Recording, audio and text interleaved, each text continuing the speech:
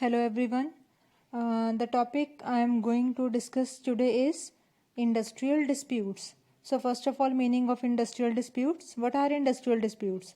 So industrial disputes means any dispute or difference between employer and employers, employers and workmen which is connected with. So industrial dispute क्या होता है? ये dispute किसी के भी बीच में हो सकता है, ये एम्प्लॉयर्स के बीच में भी हो सकता है, ये वर्कमैन के बीच में भी हो सकता है, या एम्प्लॉयर और वर्कमैन का आपस में भी डिस्प्यूट हो सकता है। और ये जो डिस्प्यूट होगा ये किसके साथ कनेक्टेड होगा? It may be said to be disagreement or controversy between management and labor with respect to wages, working conditions, other employment matters और union recognition. So ये जो disagreement है या जो ये controversy है उनकी आपस में जो ये मतभेद उनके बीच में पैदा हुए हैं, ये किस चीज़ को लेके हो सकते हैं? ये wages को लेके भी हो सकते हैं, हो सकता है कि वर्किंग कंडीशंस को लेके एम्प्लॉयज़ को कोई प्रॉब्लम है उससे रिलेटेड हो सकते हैं, या एम्प्लॉयमेंट से रिलेटेड कोई भी और मैटर हो सकता है उस और या फिर यूनियन की रिकॉग्निशन को लेके भी ये वाले इश्यूज जो हैं या डिस्प्यूट्स जो हैं ये अराइज हो सकते हैं। सो इंडस्ट्रियल डिस्प्यूट बेसिकली कवर करता है इंडस्ट्री से रिलेटेड किसी भी तरह का कोई भी प्रॉब्लम हो सकता है, कोई झगड़ा हो सकता है, कोई इशू हो सकता है जो हमने पढ़ लिया कि वो एम्प्लॉयर्स के बीच में हो या एम्प्लॉयज़ के बीच में हो या एम्प्लॉयर और एम्प्लॉय के बीच में भी हो सकता है। Then next is causes of industrial dispute. अब इंडस्ट्रियल डिस्प्यूट के कारण कौन कौन से हो सकते हैं?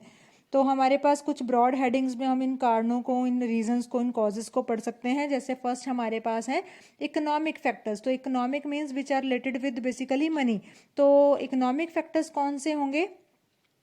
इसमें first is need of higher wages. जो हमारे एम्प्लॉयज़ हैं, जो हमारे वर्कर्स हैं, वो हमारी ऑर्गेनाइजेशन में काम कर रहे हैं, उनको हम ऑलरेडी वेजेस पे कर रहे हैं, बट बिकॉज के आए दिन महंगाई बढ़ती जा रही है और उनके लिए मुश्किल हो जाता है कि अपने एग्जिस्टिंग वेजेस में से अपने जो एक्सपेंडिचर्स हैं उनको मीट करना, पूरा करना। तो जैसे जैसे महंगाई बढ़ रही है वैसे वैसे उनको भी होता है कि हमारे जो वेजेस हैं अब टाइम के साथ साथ उनको बढ़ा दिया जाए। तो इसको लेके भी हो सकता है कि उनका आपस में डिस्प्यूट हो जाए, क्योंकि ऑब्वियसली वर्कर्स चाहेंगे या एम्प्लॉयज़ चाहेंगे वेजेस बढ़ा दिए जाएं, मैनेजमेंट नहीं बढ़ाना चाहेगी, तो इस चीज़ को लेके भी उनके बीच में डिस्प्यूट अराइज हो सकते हैं। Similarly requirement for allowances and bonuses. So जो ऑर्गेनाइजेशन के जो एम्प्लॉयज़ हैं उनका एक रीज़न ये भी हो सकता है डिस्प्यूट का कि वो चाहते हैं कि हमें अलाउंसेस दिए जाएं या हमें बोनस दिए जाए। बेसिकली ये जो अलाउंसेस या बोनस है इनका भी पर्पस वही है, सिमिलर सा ही, कि जो कॉस्ट ऑफ लिविंग है वो बढ़ती जा रही है आजकल, तो उसको मीट करने के लिए, उसको पूरा करने के लिए जो एम्प्लॉयज़ हैं दे वांट के they should be paid some type of allowances और bonuses in addition to their salary so that they can meet their day to day expenses. And then is share in industrial profit. तो ये हमें बताता है कि जो आजकल time जो है वो थोड़ा चेंज हो गया है, जो हमारी लेबर है वो पहले से ज़्यादा अवेयर हो गई है। सो हमारी जो लेबर है, जो हमारे एम्प्लॉयज़ हैं, they believe themselves to be a part of the company, और वो चाहते हैं कि जो कंपनी ने एक प्रॉफिट कमाए हैं उसके ऊपर हमने भी इतना ही कंट्रीब्यूशन दिया है, हमने बहुत हार्ड वर्क किया है, so we want some share in the profits of the company. तो वो प्रॉफिट में से हिस्सा मांग रहे हैं और वो कह रहे हैं कि हमें प्रॉफिट में से हिस्सा दो, क्योंकि कंपनी के प्रॉफिट में हमने भी मेहनत की है कमाने में, जबकि ऑब्वियसली मैनेजमेंट जो है वो नहीं चाहेगी कि प्रॉफिट जो है वो शेयर किया जाए वर्कर्स के साथ या एम्प्लॉयज़ के साथ। तो इस चीज़ को लेके भी जो डिस्प्यूट्स हैं वो अराइज हो सकते हैं। देन नेक्स्ट हमारे पास मेन ब्रॉड हेडिंग है non economic factors. Non economic factors कौन से होंगे? So non economic factors mainly जैसे पॉलिटिकल नेचर के हो सकते हैं, जिसमें हमारे पास first is working conditions and work hours. जो हमारी इंडस्ट्री है उसमें वर्किंग कंडीशंस हम अगर प्रॉपरली नहीं उनको प्रोवाइड कर रहे, या उनको वर्किंग आवर्स हम बहुत ज़्यादा लॉन्ग वर्किंग आवर्स के लिए उनसे काम करवा रहे हैं, तो इस तरह की जो प्रॉब्लम्स हैं उनको लेके जो हमारे एम्प्लॉयज़ और एम्प्लॉयर्स हैं उनके बीच में डिस्प्यूट अराइज हो सकते हैं। Then is modernisation and automation of plant and machinery. यहाँ पे प्रॉब्लम क्या है कि ड्यू टू द मॉडर्नाइजेशन आजकल एडवांसमेंट आ गई है, उस वजह से जो ऑर्गेनाइजेशंस हैं वो हाई फाई और हाई टेक मशीनरी रख लेते हैं और उसकी वजह से वर्क फोर्स जो है वो रिप्लेस हो जाती है मशीन से। सो उनको लेबर की कम ज़रूरत पड़ती है और मशीन जो है वो ऑब्वियसली ज़्यादा से ज़्यादा लोगों का काम अकेले मशीन ही कवर कर देती है। सो इस तरह की जो रीजंस हो सकते हैं उसकी वजह से भी जो है वो डिस्प्यूट्स अराइज हो सकते हैं। Then is personal issues. Personal issues क्या हो सकते हैं? जैसे इंडस्ट्री में रहते हो आपके पर्सनल, जैसे रिट्रेंचमेंट हो सकता है, डिसमिस कर दिया किसी एम्प्लॉय को, ले ऑफ कर दिया कंपनी ने, या प्रमोशन को लेके या ट्रांसफ़र को लेके भी किसी तरह के कोई इश्यूज जो हैं वो पर्सनल इश्यूज हो सकते हैं which becomes the reasons of your causes of disputes. Then is political issues. Political issues जो हमारे इंडिया में जो ट्रेड यूनियंस होती हैं वो ज़्यादातर जो पॉलिटिकल पार्टीज़ हैं उनके कंट्रोल में रहती हैं। सो इस तरह के पॉलिटिकल इश्यूज मतलब हो सकते हैं कि जो पॉलिटिकल पार्टीज़ हैं, हमने पहले भी पढ़ा हुआ है कि वो अपने फ़ायदे के लिए उन यूनियंस को या एम्प्लॉयज़ को बेसिकली कह लो आप मिसगाइड करती हैं और उनका पर्पस पॉलिटिकल पार्टीज़ का सिर्फ यही होता है कि वो खुद लाइमलाइट में आना चाहती हैं, जबकि उनका एम्प्लॉयज़ की प्रॉब्लम्स वगैरह को सॉल्व करने का उनका कोई पर्पस नहीं होता, उनसे उनको कोई लेना देना नहीं होता। तो वो उस तरह के जब पॉलिटिकल इश्यूज बीच में आ जाते हैं तो उस वजह से भी एम्प्लॉयर एम्प्लॉयज़ जो हैं उनके आपस में कन्फ्लिक्ट्स जो पैदा हो जाते हैं। Then next is the misconduct. Misconduct और मिसबिहेवियर जिसको हम कहते हैं या इनडिसिप्लिन बिहेवियर जिसको हम कहते हैं, ये किसी भी साइड से हो सकता है। ये भी एक one of the non economic factor बन जाता है डिस्प्यूट का। मे बी एम्प्लॉय ने मिसकंडक्ट किया, मे बी एम्प्लॉयर ने एम्प्लॉय के साथ मिसकंडक्ट किया, तो किसी ने भी अगर किया हो तो उसकी वजह से अगर वो आपने मिसकंडक्ट तो कर दिया but you are not sorry for that, तो डिस्प्यूट्स जो हैं वो अराइज हो जाते हैं। Then is non recognition of trade union. So ये हमें बताता है कि जो ट्रेड यूनियंस होती हैं उनको यूजुअली मैनेजमेंट जो है वो पसंद नहीं करती। सो मैनेजमेंट उनको ज़्यादा इम्पोर्टेंस नहीं देती। तो जब उनको ज़्यादा इम्पोर्टेंस नहीं मिलती, उनको कंपनी में रिकॉग्निशन नहीं मिलती, तो उस वजह से भी जो ट्रेड यूनियन के एम्प्लॉयज़ होंगे और जो एम्प्लॉयर्स हैं, जो मैनेजमेंट है, उनके बीच में कन्फ्लिक्ट्स के चांसेस बढ़ जाते हैं। Then weakness of trade union. ये हमें बताता है कि जो हमारी ट्रेड यूनियंस हैं, अगर वो किसी ऑर्गेनाइजेशन की ट्रेड यूनियंस वीक हैं तो वहाँ की जो मैनेजमेंट है वो उस ट्रेड यूनियन के वर्कर्स को उनके बेसिक राइट्स भी कई बार नहीं प्रोवाइड करती। बेसिक राइट जैसे उनको मेडिकल की फैसिलिटी हो गई या एजुकेशन कह सकते हैं या हाउसिंग फैसिलिटी वगैरह, इस तरह की फैसिलिटीज़ उनको वो प्रोवाइड नहीं करती। तो उनको पता है, मैनेजमेंट को पता है कि ट्रेड यूनियन वीक है, इन्होंने कुछ खास तो कर नहीं लेना हमारे खिलाफ जाके भी। तो ट्रेड यूनियन के एम्प्लॉयज़ जो हैं फिर जब उनकी डिमांड्स पूरी नहीं होती इस तरह की, या उनको वो फैसिलिटीज़ नहीं मिलती जो वो चाहते हैं, तो उस वजह से भी उनके आपस में डिस्प्यूट जो हैं वो अराइज हो जाते हैं। सो नेक्स्ट हमारे पास है management practices. So management practices में क्या है, बेसिकली मैनेजमेंट की जो पॉलिसीज़ होती हैं कई बार वो एम्प्लॉयज़ के फेवर में नहीं होती या फिर वो एज़ पर लेजिस्लेशन नहीं होती, तो उसकी वजह से भी डिस्प्यूट्स जो हैं वो अराइज हो सकते हैं। इसमें हमारे पास है जैसे अनफेयर लेबर प्रैक्टिसेस फॉलो करती है हमारी management. Unfair means which are basically आप कह सकते हैं कि अगेंस्ट दी एम्प्लॉयज़, जिससे एम्प्लॉयज़ को नुकसान पहुंचता है। फॉर एग्जांपल आप इसमें कह लें कि अगर हमारे एम्प्लॉयज़ ने सपोज स्ट्राइक कर दी है, तो उस स्ट्राइक को सॉल्व करने की बजाय मैनेजमेंट क्या करती है, तो वो कहती है कि आप बैठो स्ट्राइक पे, हम आपकी जगह पे तब तक नए वर्कर्स को बुला लेते हैं, तो वो नए एम्प्लॉयज़ को अपॉइंट कर देती है। या हमारे पास इसमें एक एग्जांपल आप ले सकते हैं कि जो हमारी मैनेजमेंट है उन्होंने अपने एम्प्लॉयज़ के साथ कुछ एग्रीमेंट किया था स्टार्टिंग में रिगार्डिंग कैसे उनको रिवॉर्ड देंगे या कैसे उनकी प्रॉब्लम्स को सॉर्ट आउट करेंगे, लेकिन लेटर ऑन उन्होंने उसको फॉलो नहीं किया, तो वो भी हमारे अनफेयर लेबर प्रैक्टिसेस में ही आता है।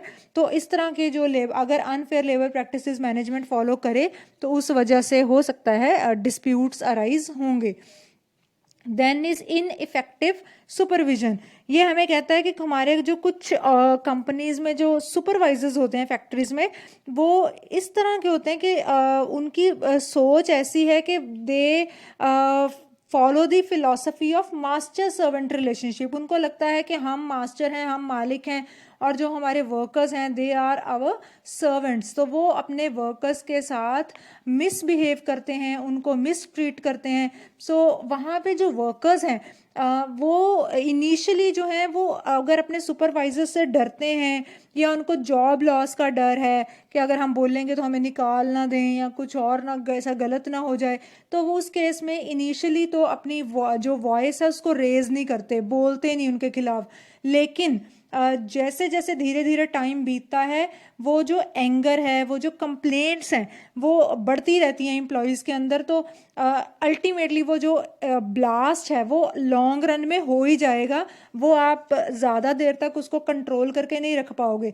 तो वो जो है वो डिस्प्यूट का रीज़न बनेगा ही बनेगा, चाहे स्टार्टिंग में आपके एम्प्लॉयज़ आपको टॉलरेट कर लें नए नए, लेकिन लेटर ऑन धीरे धीरे टाइम के साथ साथ वो अल्टीमेटली उसको ओपन ज़रूर करेंगे, वो ज़रूर आपको दिखाएंगे या बताएंगे या बोलेंगे उस चीज़ को लेके कि हमें आपसे ये प्रॉब्लम है। तो वो डिस्प्यूट अराइज होगा ही होगा, वो एक्सप्रेस हो ही जाएगा। And then is violation of acceptable norms. So कई बार जो मैनेजमेंट है वो अपने ही जो ऑर्गेनाइजेशन के नॉर्म्स होते हैं उनको फॉलो नहीं करती। वो जो नॉर्म्स हैं ऑब्वियसली वो रिटन फॉर्म में है, और अगर आप उनको फॉलो नहीं करते, जैसे आप कोड ऑफ कंडक्ट फॉलो नहीं करते या जैसे ग्रीवियंस हैंडलिंग का जो प्रोसीजर आपने सेट किया हो तो आप उसको फॉलो नहीं करते, या जैसे आप प्रमोशन वगैरह करने में पार्शलिटी कर देते हैं, तो इस तरह से जो आपने नॉर्म्स खुद ही बनाए थे पहले उनको लिटरल अगर आप फॉलो नहीं करेंगे तो वहाँ पे भी डिस्प्यूट्स अराइज हो जाएंगे। सो ये इस तरह से हो सकते हैं, ये मैनेजमेंट प्रैक्टिसेस की वजह से डिस्प्यूट्स अराइज हुए हैं। देन इसी तरह से ट्रेड यूनियन की प्रैक्टिसेस की वजह से भी डिस्प्यूट्स जो हैं वो हो सकते हैं अराइज। वहाँ पे ट्रेड यूनियन की ऑब्वियसली गलती होगी। जैसे क्या हो सकती है, राइवलरी अमंग यूनियंस हो सकता है। अगर किसी कंपनी में या ऑर्गेनाइजेशन में एक से ज़्यादा ट्रेड यूनियंस हैं तो हर एक ट्रेड यूनियन जो है वो यही कोशिश करती है कि हम पहले मैनेजमेंट के पास पहुँचें अपने वर्कर्स की प्रॉब्लम्स को लेके, ताकि बाकी वर्कर्स को भी लगेगा कि ये वाली यूनियन ज़्यादा अच्छी है, इन्होंने हमारी प्रॉब्लम को पहुँचाया मैनेजमेंट तक। और वो यूनियन का पर्पस होता है कि ज़्यादा से ज़्यादा वर्कर्स को अपनी तरफ अट्रैक्ट करना, इसलिए वो ऐसा करते हैं। लेकिन होता क्या है, अगर वो पहले जाके मैनेजमेंट के साथ उस प्रॉब्लम को डिस्कस कर लेते हैं और सपोज उन्होंने बहुत अच्छा कोई सोल्यूशन फाइंड आउट कर भी लिया which is in the favour of workers, but even then हो गया क्या, जो बाकी यूनियंस होती हैं वो उसके अगेंस्ट ऑब्जेक्शन रेज कर देंगी, क्योंकि ऑब्वियसली उनको लगता है कि इनकी इस यूनियन की बात मान ली तो हमारी यूनियन की तो वैल्यू कम हो जाएगी। तो वो करते क्या है, वो उस जो सोल्यूशन प्रोवाइड किया गया था वो उसके अगेंस्ट खड़े हो जाते कि नहीं, हमें ये सोल्यूशन पसंद नहीं आया, ये हमारे फेवर में नहीं है, इससे वर्कर्स का भला नहीं हो सकता। तो ये जो उनकी आपस में राइवलरी है, आपस में जो उनका कंपटीशन की फीलिंग है, उस वजह से अल्टीमेटली जो सफ़र है वो ऑर्गेनाइजेशन को करना ही पड़ता है।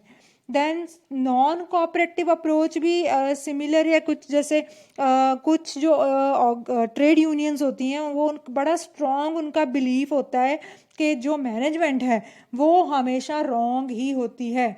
तो ये ट्रेड यूनियन, जैसे हमने पहले पढ़ा था कि मैनेजमेंट कई बार ऐसे सोचती है कि वर्कर्स गलत ही होंगे, यहाँ पे उल्टा, यहाँ वर्कर्स कई बार ऐसा सोचते हैं कि मैनेजमेंट अगर कुछ कर रही है ना तो वो गलत ही कर रही होगी। यानी कि अगर मैनेजमेंट उनको कुछ उनका भला भी सोचती है, उनको कुछ बेनिफिट भी देने की कोशिश करती है, तो उनके माइंड में आता है कि ये मेरा अगर यहाँ भला करें या पक्का मेरे कहीं और हमें नुकसान पहुँचाने की ताक में है या कहीं और से हमसे कोई काम निकलवाना चाहते हैं, इसीलिए ऐसे हमारे साथ ये इतने अच्छे हैं। तो ये जो इस तरह की उनकी सोच है नॉन कोऑपरेटिव के, वो कोऑपरेट नहीं करना चाहते मैनेजमेंट से, इस वजह से भी जो डिस्प्यूट्स हैं वो अराइज होते ही रहते हैं। और देन हमारे पास है इसमें last legal and political factors. So कुछ लीगल और पॉलिटिकल फैक्टर्स भी हमारे रीजंस हो सकते हैं इंडस्ट्रियल डिस्प्यूट्स के, जैसे कि मल्टीप्लिसिटी ऑफ लेबर लॉज। हमारी कंट्री में लेबर लॉ जो हैं वो इंडस्ट्री के जो एम्प्लॉयर एम्प्लॉयज़ के रिलेशंस हैं उनको रेगुलेट करने के लिए बनाए जाते हैं ताकि स्मूथली ऑर्गेनाइजेशंस रन होती रहें। लेकिन जब जो लेबर लॉज हैं वो ज़्यादा एक से ज़्यादा एग्जिस्ट होने शुरू हो जाते हैं तो कई बार जो है वो बन जाते हैं रीज़न ऑफ कन्फ्यूजन। तो फिर उनको समझ में नहीं आता कि कौन सा लॉ किस तरह से फॉलो करना है, कि ये आपस में क्लैश कर रहे हैं, कि इसका फ़ायदा है तो उसका नुकसान है। तो वो जो मल्टीप्लिसिटी ऑफ लेबर लॉज है उसकी वजह से भी डिस्प्यूट्स जो हैं इस तरह के हो सकते हैं। एंड देन इस पॉलिटिकल इंटरफेरेंस, ये पॉइंट हमने पहले भी थोड़ा सा टच किया था पीछे। पॉलिटिकल इंटरफेरेंस वही है कि जो पॉलिटिकल पार्टीज़ हैं वो ट्रेड यूनियंस को बहुत ज़्यादा हमारी कंट्री में इन्फ्लुएंस करती हैं, वो उनके ऊपर अपना कंट्रोल रखती हैं, उसमें इंटरफेरेंस उनकी लगातार होती रहती है।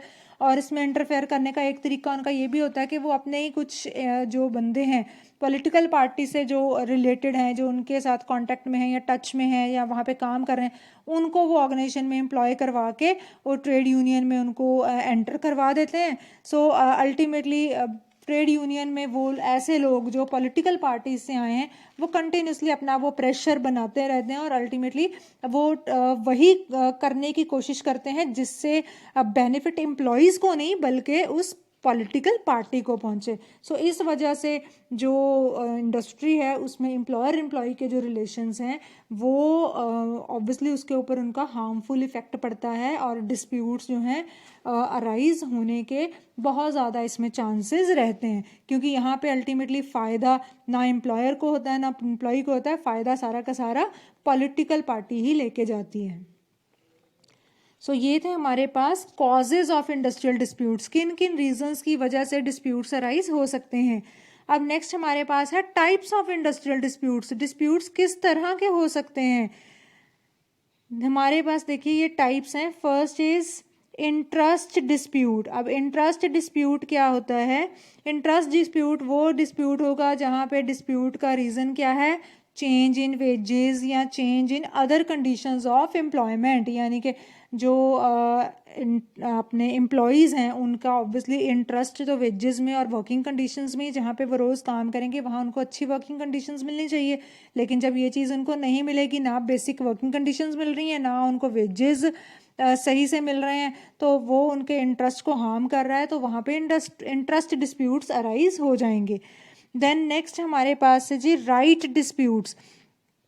अब राइट डिस्प्यूट जो हैं इसको हम ग्रीवियंस डिस्प्यूट भी कह सकते हैं। सो ये किस तरह के हो सकते हैं? It may pertain to discipline, wages, working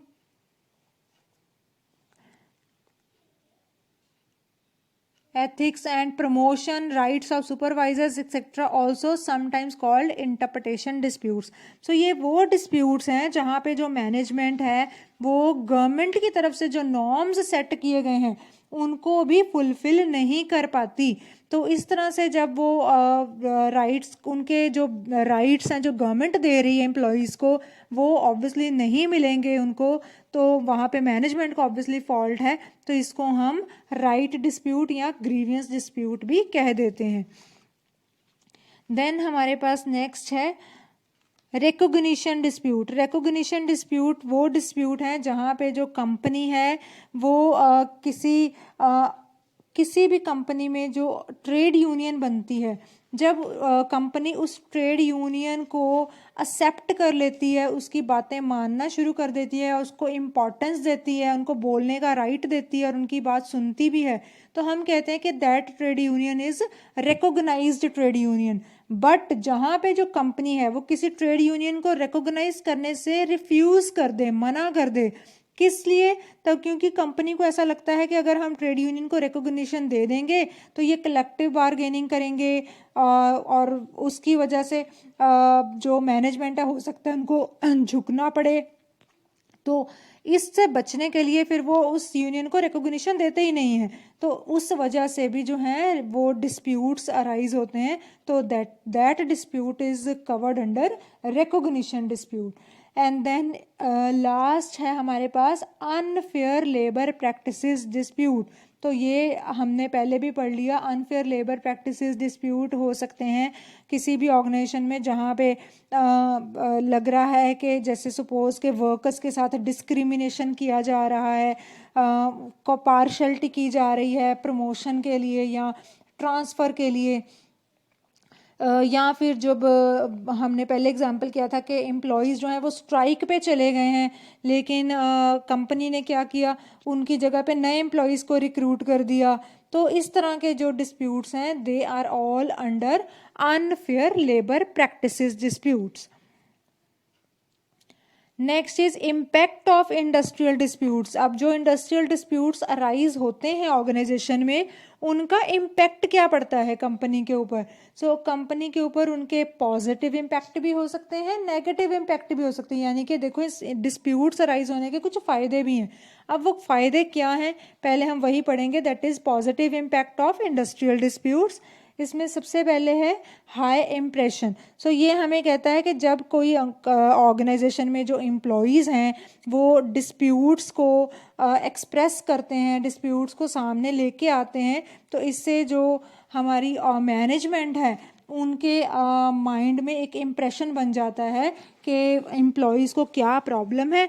और अगर आपकी जो मैनेजमेंट है जैसे वो ओपन माइंडेड है, तो वो उन डिस्प्यूट्स को सॉल्व करने की कोशिश करती है ताकि जो ऑर्गेनाइजेशन है वो और स्मूथली चले। इससे जो एम्प्लॉयज़ हैं वो भी सेटिस्फाइड हो जाते हैं और एम्प्लॉयर्स को भी अच्छी परफॉर्मेंस मिलती है एम्प्लॉयज़ से। सो अल्टीमेटली ऑर्गेनाइजेशन को भी बेनिफिट हो जाता है। Then is new outlook. So जो डिस्प्यूट्स हैं वो कंपनी की या ऑर्गेनाइजेशन की जो एग्जिस्टिंग प्रॉब्लम्स हैं उनको फाइंड आउट करने में हेल्प करते हैं। उसके बाद वो ऑर्गेनाइजेशन को हेल्प करते हैं कि वो कुछ ऐसे नए नए चेंजेस ऑर्गेनाइजेशन में लेके आए जिससे ऑब्वियसली ऑर्गेनाइजेशन की जो एक्टिविटीज़ हैं वो इन फ्यूचर इम्प्रूव हो जाए। मतलब आपका एक नया न्यू आउटलुक मीन्स नया नज़रिया जो है वो बनता है टूवर्ड्स दी एम्प्लॉयज़ और towards the organisation. Then is prompt solution. So जो भी ऑर्गेनाइजेशन में डिस्प्यूट्स सामने आते हैं, डिस्प्यूट्स को जब एक्सप्रेस किया जाता है या फाइंड आउट किया जाता है, तो ये डिस्प्यूट्स जो हैं वो ऑर्गेनाइजेशन जो है उसको फटाफट से सॉल्व करने की कोशिश करती है, उनके क्विक सॉल्यूशंस फाइंड आउट करने की कोशिश करती है।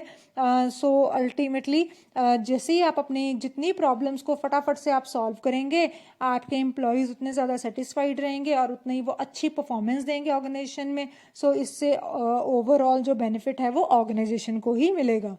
Then is clear explanation. So जब किसी ऑर्गेनाइजेशन में किसी तरह का कोई डिस्प्यूट अराइज होता है, तो वहाँ पे एक क्लियर एक्सप्लेनेशन की ज़रूरत पड़ती है जिसमें बताना है एक्सप्लेनेशन किस चीज़ की देनी है, कन्फ्लिक्ट्स के रीजंस क्या हैं, डिस्प्यूट का नेचर क्या है, और भी और ये जो डिटेल एक्सप्लेनेशन जितनी भी उन्होंने कलेक्ट की होगी उस डिस्प्यूट से रिलेटेड, वो एक्सप्लेनेशन ऑर्गेनाइजेशन को हेल्प करती है कि वो अपने वीकनेसेस को फाइंड आउट करे और उनको रिमूव करने की कोशिश करे। और अल्टीमेटली उससे जो ऑर्गेनाइजेशन की जो पॉलिसीज़ होंगी उनमें नेसेसरी जो चेंजेस किए जाएंगे और वो ओवरऑल ऑर्गेनाइजेशन की ग्रोथ में ही हेल्प करेगा। And then is creativity. So जब डिस्प्यूट अराइज होगा then there will be need of suggestions, opinions, recommendations etc. so ये जो suggestions या opinions वगैरह चाहिए, ये मैनेजमेंट या जो ऑर्गेनाइजेशन है ये मांग सकती है अपने एम्प्लॉयज़ से। तो अगर आप अपने एम्प्लॉयज़ से इस तरह के सजेशंस मांगते हैं कि आप बताइए ये डिस्प्यूट है, इसको सॉल्व करने के लिए आपके पास क्या आइडिया है, क्या सजेशन, इसके लिए क्या किया जा सकता है, तो इससे जो आपके एम्प्लॉयज़ हैं जब वो अपने अपने आइडियाज़ आपको एक्सप्रेस करेंगे, बताएंगे, तो उससे ऑर्गेनाइजेशन जो है उसको हेल्प हो जाती है to know the creativity level of the employee. आपको पता चलेगा कि आपके जो एम्प्लॉयज़ हैं वो कितने ज़्यादा क्रिएटिव हैं। So this was all about positive impact. Next we have negative impact. अब डिस्प्यूट्स के नुकसान तो हैं ही हैं ऑर्गेनाइजेशन में। अब कौन कौन से नुकसान हैं? Then first is feeling of defeat. तो डिस्प्यूट अराइज होने से जो फीलिंग ऑफ डिफीट तो आएगी, किसी में भी आ सकती है। अगर तो डिस्प्यूट उस पर्टिकुलर डिस्प्यूट की वजह से जो मैनेजमेंट है उसको बाद में लेटर ऑन झुकना पड़ गया या उसको ज़्यादा प्रेशराइज वो हो गई, तो उनको डिफीट का डर रहता है कि हम हार जाएंगे जी एम्प्लॉयज़ के सामने, तो ये हमारी रेपुटेशन का सवाल है। और अगर एम्प्लॉयज़ जो हैं उनको डोमिनेट करने में जो मैनेजमेंट है वो सक्सेसफुल हो गई, उनकी बात नहीं मानी या प्रॉब्लम को सॉल्व नहीं किया, उसको घुमा फिरा दिया ऐसे ही, तो वो एम्प्लॉयज़ के माइंड में कहीं ना कहीं वो डिफीट की फीलिंग रह जाती है कि हमने इतना कुछ प्रॉब्लम बताई, एक्सप्रेस की, लेकिन हमारा इन्होंने कोई सिल्यूशन नहीं निकाला। तो वो एक फीलिंग ऑफ डिफीट जो है दोनों में से किसी न किसी पार्टी की तरफ तो रह ही जाएगी। ये एक नेगेटिव इम्पैक्ट ऑब्वियसली क्रिएट करेगा जो इन फ्यूचर ऑर्गेनाइजेशन की प्रोडक्टिविटी को इफ़ेक्ट करेगा adversely. Then next is distance. So obvious सी बात है, जो ऑर्गेनाइजेशन के जो डिस्प्यूट्स अराइज होंगे उसकी वजह से जो डिस्टेंस है वो क्रिएट हो जाता है between the employees and employers. तो उनका आपस में थोड़े मतभेद जिसको हम कह सकते हैं वो क्रिएट हो जाते हैं. Then is lack of confidence. So disputes की वजह से जो लैक ऑफ कॉन्फिडेंस आ जाता है among the employees, so ultimately उनका मोरल डाउन हो जाता है, वो डिससेटिस्फाइड हो जाते हैं और ऑर्गेनाइजेशन की परफॉर्मेंस पे इसका भी नेगेटिव इम्पैक्ट ही पड़ेगा. Then is labour turnover.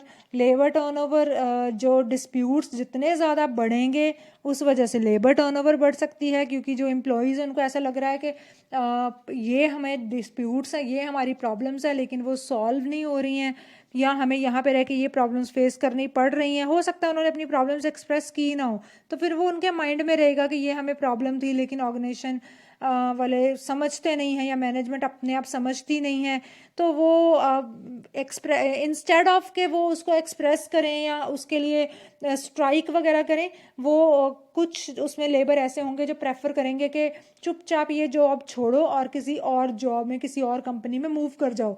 तो उससे क्या होगा, जो आपकी ऑर्गेनाइजेशन है वहाँ पे लेबर टर्नओवर बढ़ जाएगी, और ऑब्वियसली जो लेबर टर्नओवर रेट इंक्रीज होने से ऑर्गेनाइजेशन को इसका लॉस ही होता है, क्योंकि आपको फिर नए एम्प्लॉयज़ रखने पड़ेंगे, उनके इंटरव्यू का खर्चा, उनको ट्रेनिंग का खर्चा, एक्सेट्रा एक्सेट्रा. तो that is a negative impact of disputes. And then is problem making attitude. Last point है हमारे पास. सो डिस्प्यूट जहाँ पे रेज किए जाते हैं वहाँ पे कई बार जो एम्प्लॉयज़ हैं उनका एटीट्यूड ही प्रॉब्लम मेकिंग एटीट्यूड बन जाता है, बिकॉज क्योंकि वो उनको ऐसा वो क्या करते हैं कि वो जो प्रॉब्लम्स उनको एक बार फेस करनी पड़ी, तो उनको पता है कि ये डिस्प्यूट अगर हम एक्सप्रेस करेंगे तो फिर वो और किसी नए मुद्दे पे फिर उसको डिस्प्यूट बना के शो कर दिया, थोड़ी सी कोई प्रॉब्लम आई उसको डिस्प्यूट बना के शो कर दिया. तो वो छोटी छोटी बात को जिसको हम कहते हैं बतंगड़ बनाना, वो चीज़ करनी शुरू कर देते हैं. तो उनका जो एटीट्यूड है वो हम कहते हैं कि प्रॉब्लम मेकिंग एटीट्यूड ही बन जाता है ऑर्गेनाइजेशन के लिए. तो इससे जो है वो ऑर्गेनाइजेशन जो है उसको ऑब्वियसली उसको एडवर्स इफ़ेक्ट्स जो हैं उसके ऑर्गेनाइजेशन के ऊपर पड़ते हैं. कन्फ्लिक्ट्स इससे बढ़ते ही हैं, इससे कोई सॉल्व नहीं होता कुछ भी. अब ज़रा सी बात को अगर आप खींचोगे, ज़रा सी बात को, उससे ऑर्गेनाइजेशन का तो माहौल ख़राब होगा ही होगा. उससे जो एम्प्लॉयर एम्प्लॉय के रिलेशंस हैं वो भी ख़राब हो जाएंगे. तो अल्टीमेटली लॉन्ग रन में ये दोनों में से एम्प्लॉयर और एम्प्लॉई या ऑर्गेनाइजेशन किसी के लिए भी ये चीज़ बेनिफिशियल नहीं होगी. So these were the negative impacts of the industrial disputes. Thank you.